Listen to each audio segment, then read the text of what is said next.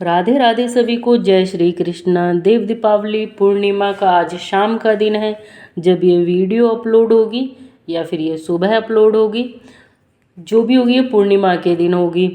तो आज श्रीमद् भागवत के भी अध्याय पूरे हो जाएंगे और इस तरह से 4 दिन में श्रीमद् भागवत कवर भी हो गई है। आप सबकी बहुत सारी ब्लेसिंग्स है मेरे साथ कि मैं ये कर पाई। मैंने एक दिन में 5 और 6 अध्याय भी इसमें अपलोड किए हैं, 3 सुबह में 3 शाम में, जिस वजह से इतनी जल्दी ये पूरा हो गया। अभी 3 अध्याय बचे हैं, सिर्फ 15वां 4 अध्याय बच गए हैं, 15, 16, 17 और 18।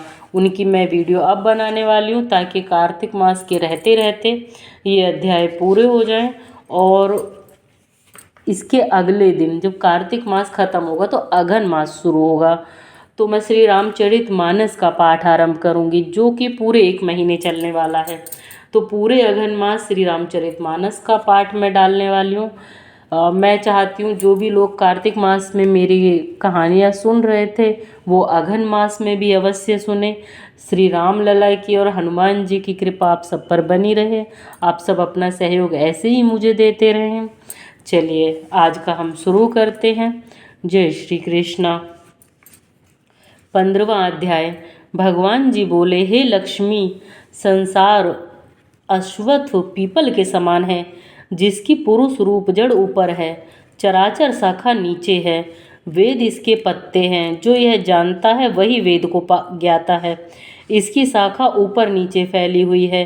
सत्य, रज, तम और गुण इसकी वाहिनी नसें हैं जिनसे इनका पालन होता है। शब्द रूप इसकी डालियां हैं। वह पीछे कर्म रूप में प्रकट होने वाली इसकी जड़ नीचे मनुष्य लोक में और भी नीचे तक चली गई है। पर अश्वत्थर का यह रूप, इसका आदि अंत और आकार संसारी प्राणी के ध्यान में नहीं आता, तथापि इसकी जड़ गहरी है। ऐसे इस पीपल का वैराग्य रूप दृढ़ शास्त्र से काटकर वह स्थान ढूंढना चाहिए जहाँ से फिर लौटना नहीं पड़ता, और साथ ही यह विचारना चाहिए कि जिसमें वह पुरातन प्रवृत्ति उत्पन्न हुई है मैं उसी आदि पुरुष की शरण हूँ। अहंकार और मोह रहित, संग दोष को जीतने वाले, आत्मज्ञान से निरत, सब कामनाओं से दूर, सुख दुख नामक द्वंद्व पदार्थों से मुक्त ऐसे ज्ञानी पुरुष शाश्वत पद को पाते हैं जिसे सूर्य, चंद्र या अग्नि प्रकाशित नहीं कर सकते। वहाँ मेरा परम धाम है, वहाँ जाकर लौटना नहीं होता। मेरा सनातन अंश इस जीव लोक में जीव का रूप धरकर प्रकृति में स्थिर 5 इंद्रियों और छठे मन को उससे छुड़ाता है। जैसे वायु पुष्पादिकों की गंध को दूसरे स्थान में ले जाती है, उसी प्रकार यह देह स्वामी शरीर धारण करने के बाद जब उसका परित्याग करता है तब इंद्रियों और मन को साथ ले जाता है। कान, आँख, चर्म, जीभ, नाक और मन का आश्चर्य लेकर वह विषयों का भोग करता है। एक देह से दूसरी देह में जाते अथवा इंद्रियों से युक्त हो विषयों का उपभोग करते हुए इसको मूर्ख नहीं देख सकते, पर जिनके ज्ञान रूप नेत्र हैं वे देखते हैं। यत्न करने से योगी जन इसे देखते हैं, परंतु अज्ञानी यत्न करके भी इसे नहीं देख पाते। जो तेज सूर्य, चंद्र और अग्नि में वर्तमान है और जगत को प्रकाशित करता है उसे मेरा ही तेज जानो। मैं पृथ्वी में प्रवेश कर अपने तेज से समस्त भूतों को धारण करता हूँ और इसमें भरा हुआ चंद्रमा बनकर मैं ही सब औषधियों का पोषण करता हूँ। मैं जठराग्नि होकर सब प्राणियों की देह में प्रविष्ट हूँ और प्राणवायु अपानवायु से संयुक्त होकर चारों प्रकार से भोजन किए हुए प्राणियों के अन्न को पचाता हूँ। संसार में क्षर और अक्षर 2 पुरुष हैं। जितने नाशवान प्राणी हैं वे क्षर कहलाते हैं और स्थिर चैतन्य को अक्षर कहते हैं। मैं अक्षर और क्षर से उत्कृष्ट हूँ। इसी कारण से जो लोक और वेद में पुरुषोत्तम जानता है वह सब कुछ जानता है और सर्वतोभावेन मेरा ही स्मरण करता है।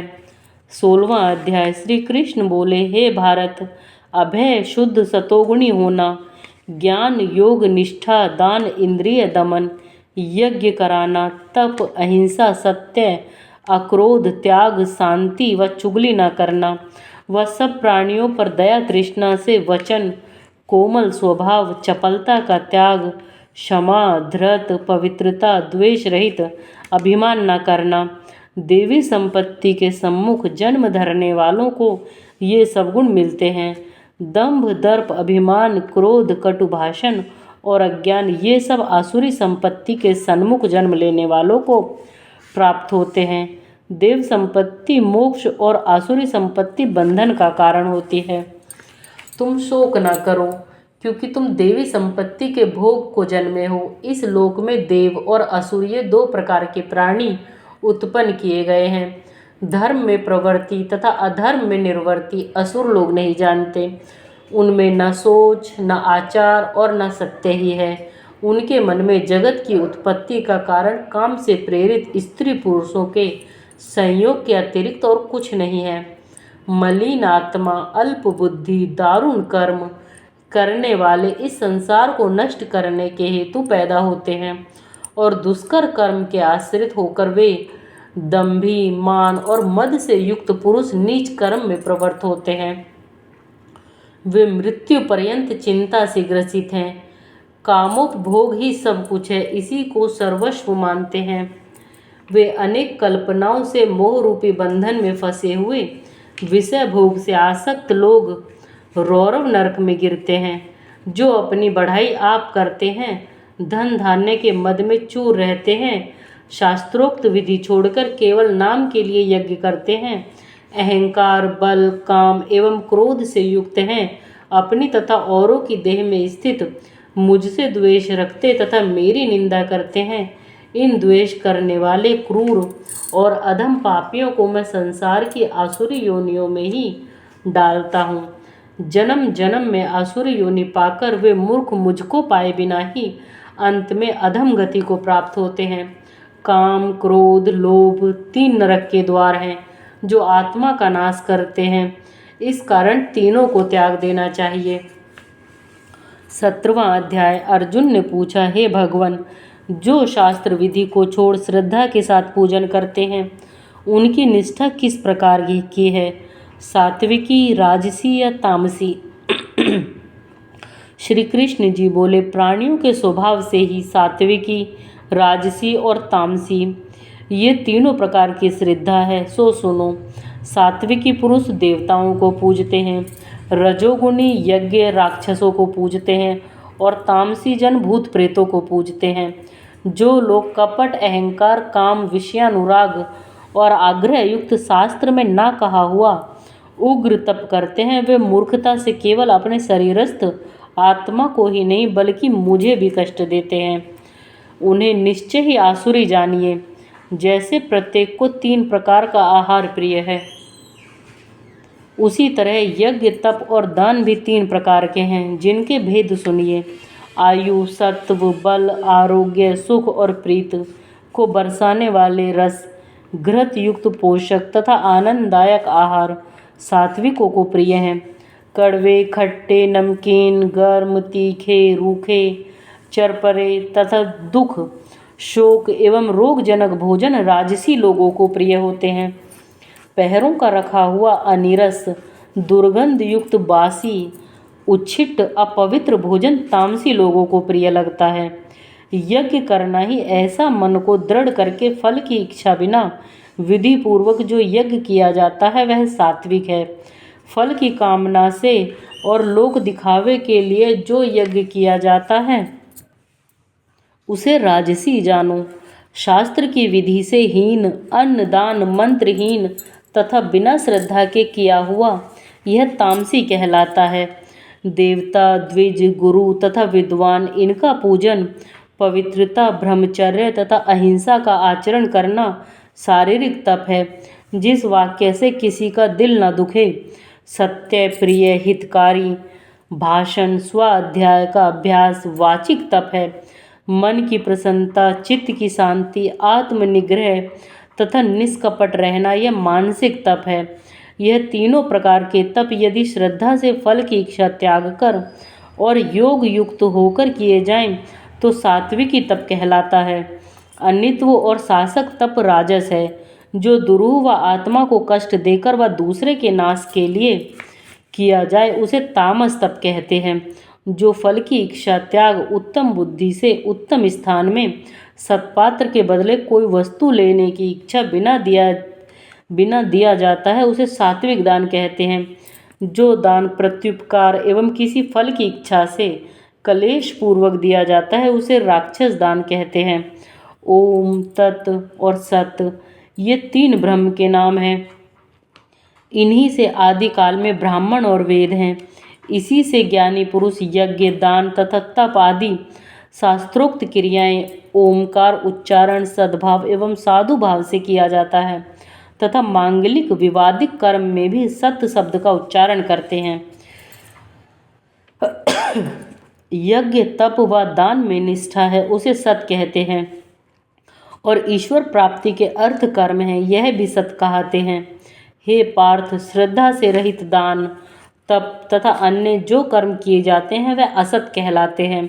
वह न इस लोक में और न परलोक में हितकारी हैं।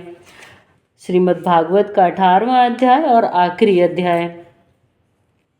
अर्जुन ने पूछा, हे केशव, मैं संन्यास एवं त्याग का तत्व पृथक पृथक जानने की इच्छा करता हूँ।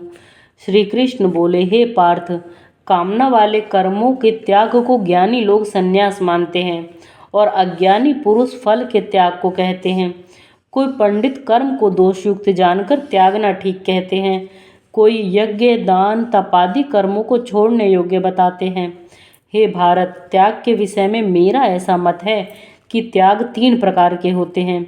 यज्ञ दान तप आदि कर्मों को नहीं त्यागना चाहिए क्योंकि ये तीनों ज्ञानियों को भी पवित्र करते हैं। ये सब कर्म आसक्ति और फल को त्याग कर करने चाहिए। मेरा निश्चय मत यही है जो सर्वोत्तम है। अपने नियमित कर्मों का त्यागना उचित नहीं। यदि मोहवश ऐसा किया जाए तो वह तामस त्याग है। कर्म दुखप्रद यह विचार कर एवं शरीर के क्लेश के भय से जो त्याग करता है उसे त्याग का फल नहीं मिलता। यह राजस त्याग कहलाता है। हे अर्जुन, अपना नियमित कर्म अवश्य करने योग्य है। फल तथा आसक्ति को त्याग कर जो कर्म किया जाता है वह सात्विक कर्म है। जो दुखदायक कर्म से द्वेष नहीं करता तथा सुखदायक कर्म से प्रीत नहीं करता वह त्यागी सत्यशील, बुद्धिमान तथा मुक्ति के योग्य है। देहधारी संपूर्ण कर्मों का त्याग नहीं कर सकता। कर्म फल त्याग कर कर्म करने वाला त्यागी है। कर्म फल 3 प्रकार के होते हैं, अनिष्ट, इष्ट एवं मित्र। संपूर्ण कर्मों की सिद्धि के लिए 5 कारण सांख्य शास्त्र में कहे हैं, उनको सुनो।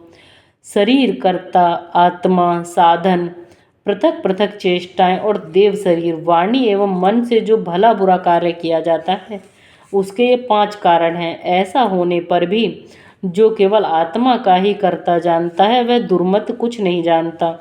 जिसको ये अहंकार नहीं कि मैं करता हूँ और जिसकी बुद्धि कर्मों में लिप्त नहीं है वह मनुष्य प्राणियों को मारकर भी उनको नहीं मारता। ज्ञान, ज्ञेय और ज्ञाता ये 3 ही कर्मों के प्रेरक हैं। कारण, कर्म और कर्ता ये 3 कर्म के साधन हैं। सांख्य शास्त्र में ज्ञान, कर्म और कर्ता ये सात्वादिक गुण के भेद 3 प्रकार के हैं, इनको भी सुनो। जब भिन्न भिन्न प्राणियों में एक अविनाशी अविभक्त सत्ता को देखता है वह ज्ञान सात्विक कहलाता है। जिस ज्ञान से प्राणियों में नाना प्रकार की सत्ताएं दिखाई देती हैं उसको राजस ज्ञान जानो। ऐसा ज्ञान जिसके बिना कारण और सत्वार्थ के जाने एक ही कार्य में लगा रहे वह अल्प और तामस है। फल की इच्छा ना करके जो नित्य कर्म संग द्वेष को त्याग कर किया जाता है वह राजस कर्म है। जो कर्म परिणाम धन का खर्च, दूसरे की पीड़ा और अपना पुरुषार्थ ना जानकर मोहवश किया जाता है वह तामस कर्म कहलाता है। संग से रहित अहंकार, धैर्य और उत्साह युक्त सिद्ध व असिद्धि में समान रहता है वह सात्विक कर्म कहलाता है। गुण की तरह बुद्धि और धर्म के भी 3 भेद हैं, सुनो। जो बुद्धि प्रवृत्ति निर्वृत्ति, कर्तव्य अकर्तव्य, भय अभय और बंधन मोक्ष को जानता है वह सात्विकी है। हे पार्थ, जिससे धर्म अधर्म और कर्तव्य अकर्तव्य का ठीक निश्चय नहीं होता वह राजसी है। जिस अज्ञान से ढकी बुद्धि करके मनुष्य अधर्म को मानता है वह तामसी है। जो कथा प्रसंग से फल की इच्छा करता है, सो धर्म अर्थ काम को धारण करता है, वह राजसी वृत्ति है। जो मूर्ख निद्रा भय शोक विषाद एवं मद को नहीं त्यागता वह तामसी वृत्ति है। अब तीनों प्रकार के सुख को सुनो। जिसका योगाभ्यास में चित्त रहता है दुख का अंत हो जाता है, ऐसा सुख सात्विक है। जो आरंभ में विष के समान और अंत में अमृत के समान तुल्य है, जो सुख आरंभ में अमृत तुल्य अंत में विष के तुल्य विषों को और इंद्रियों के संयोग से होता है, उसे राजसी कहते हैं। जो सुख आदि और अंत दोनों में मनुष्य को मोह में फंसाता है और जो आलस्य तथा प्रसाद से उत्पन्न होता है वह तामस है। शम दम तप पवित्रता क्षमा नर्मता ज्ञान अनुभव और परलोक में श्रद्धा ये ब्राह्मणों के स्वाभाविक सिद्ध कर्म हैं। बहादुरी तेजस्वता धैर्य चतुराई युद्ध में स्थिरता उदारता और प्रभुता ये क्षत्रियों के स्वाभाविक कर्म हैं। खेती गाय रक्षा आदि वैश्यों के स्वाभाविक कर्म हैं। जो लोग अपने अपने गुणों और प्रवृत्तियों के अनुसार कर्म करते हैं उनको सिद्धि प्राप्त होती है, और जिसने सब जगत का विस्तार किया है उस ईश्वर को अपने कर्मों के द्वारा आराधना करके मनुष्य सिद्धि को पाता है। दूसरे के उत्तम कर्म में अपना नीच कर्म ही श्रेष्ठ है। स्वाभाविक कर्म करने से पाप नहीं लगता। सर्वत्व आसक्ति को छोड़ने वाला आत्मा जीतने वाला इच्छा रहित मनुष्य संन्यास के द्वारा सर्व कर्म निवृत्ति रूप परम सिद्धि को पाता है। वह फिर कैसे ब्रह्मा को प्राप्त होता है, सो मुझसे सुनो। यही इस ज्ञान की परानिष्ठा है। शुद्ध बुद्धि से युक्त होकर धृति द्वारा इस मन को वश में लाकर शब्दादि विषयों को छोड़कर राग द्वेष से रहित होकर एकांत में रहने वाला तथा परिग्रह छोड़कर ममताहीन और शांत मनुष्य ब्रह्म भाव के योग्य होता है। व्रत को प्राप्त हुआ पुरुष दत्ताचित होकर शोक व अभिलाषा को नहीं करता और जीव मात्र में समदर्शी होकर मुझ में परम भक्ति पाता है। इस प्रकार ज्ञानी सदैव मुझ में निवास करने वाले सब कर्मों को भी करता हुआ मेरे अनुग्रह से अविनाशी सनातन मोक्ष पद को प्राप्त करता है। तत्पश्चात तत्व से मुझे जानकर फिर मन मुझ में ही प्रवेश करता है। सावधानी से अपना मन मुझ में स्थिर कर और सब कर्मों को मुझी में अर्पण कर बुद्धि योग के आश्रय से निरंतर अपने चित्त को मुझ में लगाओ। मेरे में चित्त लगाकर मेरी कृपा से दुर्गम कष्टों से तर जाओगे। यदि अहंकार से मेरी बात सुनोगे तो नष्ट हो जाओगे। यदि अहंकार का आश्रय लेकर युद्ध नहीं करूँगा ऐसा मानते हो तो यह तुम्हारा निश्चय झूठा है, क्योंकि स्वभाव तुम्हें युद्ध करवाएगा। हे कौन्ते, जिस कर्म को तू अब मोह से करना चाहता है उसे अपने स्वाभाविक कर्म से बंधा हुआ बेबस होकर करेगा। हे अर्जुन, जीवों के हृदय में स्थिर ईश्वर उनको माया से भ्रमा रहा है, मानो सब यंत्र पर चढ़े हैं। हे भारत, सब भावों में उसकी कृपा से परम शांति एवं मुक्ति को पाओगे। यह गूढ़ ज्ञान मैंने तुमसे कहा है, इसे भली भांति विचार कर जैसा चाहते हो वैसा करो। अब तू सबसे गूढ़ वचन भी सुन, क्योंकि तू मेरा परम मित्र है। इससे तेरे हित की कहूँगा। मेरे में मन लगाओ, मेरी ही भक्ति हो, मेरा यज्ञ करो और मेरा ही नाम जपो। सब धर्मों को छोड़कर मेरी शरण में आओ, मैं तुम्हें सब पापों से छुड़ा दूंगा। यह मेरा रहस्य ऐसे पुरुष से जो तप ना करता हो, मेरा भक्त ना हो, कभी भी ना कहना। जो इस परम गुप्त ज्ञान को मेरे भक्त में प्रकट करेगा वह मेरी परम भक्ति को पाकर अंत में निश्चय ही मुझ में लीन हो जाएगा। इस संवाद को जो कोई पढ़ेगा उसे मैं समझूंगा, फिर उससे ज्ञान यज्ञ से मेरी पूजा की। जो श्रद्धावान पुरुष दोष ढूंढे बिना इसको सुनेगा वह भी मुक्त होकर पुण्यात्माओं को मिलने वाले शुभ लोकों को प्राप्त होगा। हे पार्थ, तुमने एकाग्रचित से मेरे कहे हुए आदेश को सुना या नहीं? तुम्हारा अज्ञान से उत्पन्न हुआ मोह नष्ट हुआ या नहीं? अर्जुन ने कहा, हे भगवान, आपकी कृपा से मेरा मोह नष्ट हो गया और स्मृति हुई। अब मैं निसंदेह आपकी आज्ञा पर स्थिर हूँ और जैसा आपने कहा है मैं वैसा ही करूँगा। संजय बोले, हे धृतराष्ट्र, मैंने महात्मा वासुदेव और अर्जुन का ज्ञान देने वाला अद्भुत संवाद सुनाया। व्यास जी की कृपा से साक्षात योगेश्वर श्री कृष्ण जी के मुख से इस परम गुहा संवाद को मैंने सुना है। हे राजन, श्री कृष्ण और अर्जुन के इस अद्भुत पुण्यकारक संवाद को स्मरण करके मन बार बार प्रसन्न होता है। श्री कृष्ण भगवान के उस अद्भुत रूप को स्मरण करके मुझे बड़ा ही विस्मय होता है। हे राजन, मैं बारंबार प्रसन्न होता हूँ। मेरी ऐसी धारणा है कि जहाँ योगेश्वर भगवान श्री कृष्ण हैं और जहाँ पार्थ जैसा धनुर्धर है, वहीं राजलक्ष्मी, विजय, ऐश्वर्य और अटल नीति है। जय श्री कृष्ण। हे भगवान, आपकी असीम कृपा रही होगी कि श्रीमद् भागवत कथा के मैं पूरे 18 अध्याय पढ़ पाई। आप अपना आशीर्वाद हमेशा बनाए रखना और जो भी इसे सुन रहा है उस पर अपनी कृपा कटाक्ष करना। हे वासुदेव, हे देवकी नंदन, हे श्री कृष्ण, अपनी कृपा करना। मैं चाह कर भी ये पाठ कभी पूरे नहीं कर पाती, क्या पता कब अधूरे रह जाते। आपकी वजह से, ये वीडियो बनाने की वजह से या जैसे भी, ये पाठ मैंने आज पूरे पढ़े हैं, पूरे कहे हैं। इसके लिए मैं बहुत बहुत आभारी हूँ। मुझसे इसमें कोई गलती हो गई हो तो उसके लिए मुझे क्षमा करना। मैं कोई पूजा विधि, कोई मंत्रोच्चारण नहीं जानती। मुझे नहीं पता कैसे पढ़ना चाहिए, कब पढ़ना चाहिए। बस मेरी भावना को ध्यान में रखना भगवान जी। जय श्री कृष्ण। कार्तिक मास संपूर्ण हुआ और मेरा श्रीमद् भागवत का पाठ भी पूरा हुआ। आप सभी को भगवान का बहुत बहुत आशीर्वाद मिले, सभी पर भगवान की कृपा हो। आप आज के लिए इतना ही। राधे राधे सभी को। जय श्री कृष्ण।